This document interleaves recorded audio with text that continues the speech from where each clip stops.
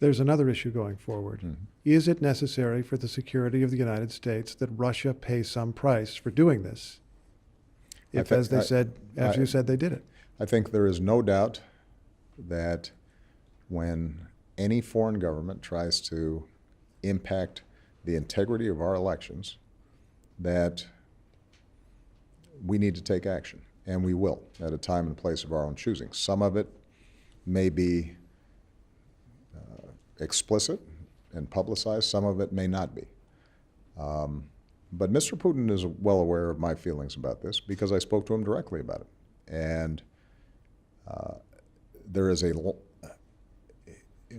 among the big powers, there has been a traditional understanding of that everybody's trying to gather intelligence on everybody else. It's no secret that Russian intelligence officers or Chinese or, for that matter, Israeli or British or other intelligence agencies, that their job is to get insight into the workings of other countries that they're not reading in the newspapers every day. There's a difference between that and the kind of malicious cyber attacks that steal trade secrets or engage in industrial espionage, something that we've seen the Chinese do. And there's a difference between that and activating intelligence in a way that's designed to influence elections. So we have been working hard to make sure that what we do is proportional, that what we do is meaningful.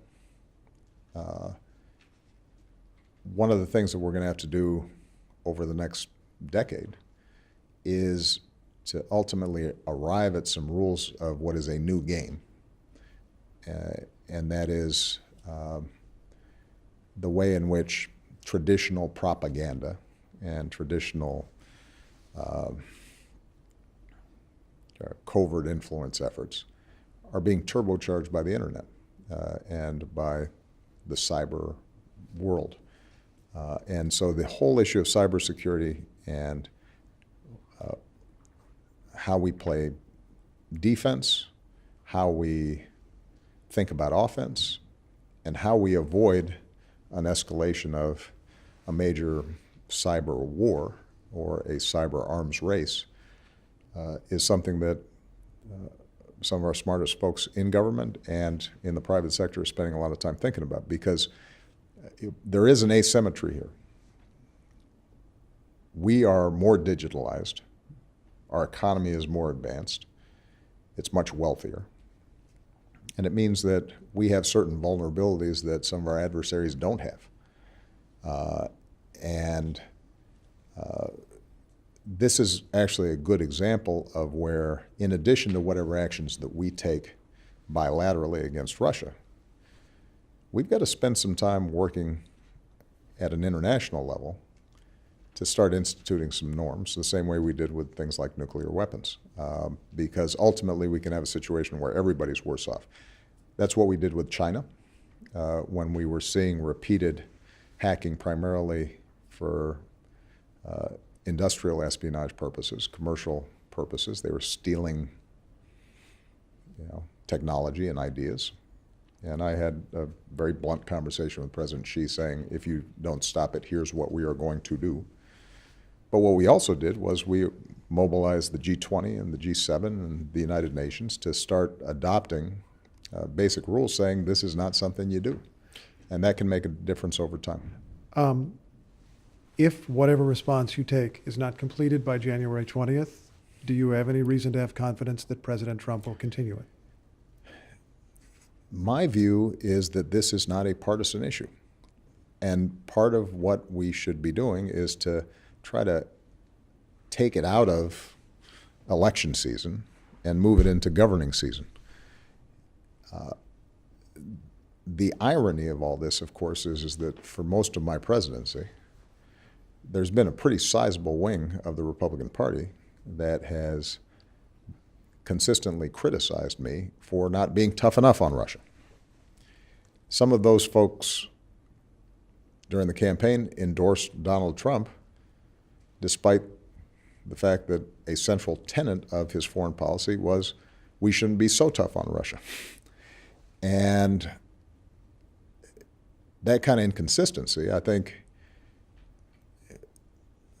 makes it appear, at least, that their particular position on Russia on any given day depends on what's politically expedient. There was a poll that came out a couple of days ago that said that 37% of Republicans have a favorable view of Vladimir Putin. Now think about that. Over a third of Republican voters think Putin's a good guy. This is somebody, the former head of the KGB, who is responsible for crushing democracy in Russia, muzzling the press, throwing political dissidents in jail, countering American efforts to expand freedom at every turn, is currently making decisions that's leading to a slaughter in Syria. And a big chunk of the Republican Party, which prided itself during the Reagan era and for decades that followed as being the bulwark against Russian influence, now suddenly is embracing him. And my point here is that it's very important that we do not let the inter-family argument between Americans, the domestic political differences between Democrats and Republicans, obscure the need for us to stand together, figure out what it is that the Russians are interested in doing in terms of influencing our democratic process, and inoculating ourselves from it. And that requires us having a clear-eyed view about it. It requires us not to relitigate the election. It requires us not to point fingers.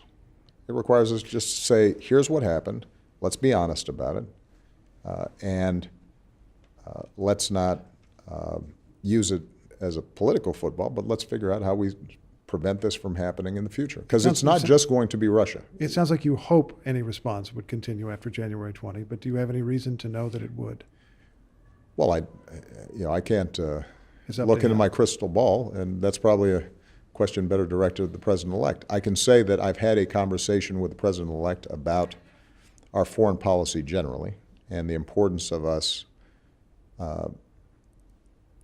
making sure that in how we approach intelligence gathering and how we think about fighting terrorism and keeping the country secure, and how we think about our relationship to multilateral organizations, that we recognize America's exceptionalism, our indispensability in the world, in part draws from our values and our ideals, and the fact that even our adversaries generally respect our adherence to rule of law, our transparency, our openness. And if we start losing that, if other countries start seeing that, well, America doesn't care about these issues, or it's just a might makes right environment, and we're not speaking out on behalf of our values and demonstrating our values, then America's going to be significantly weakened.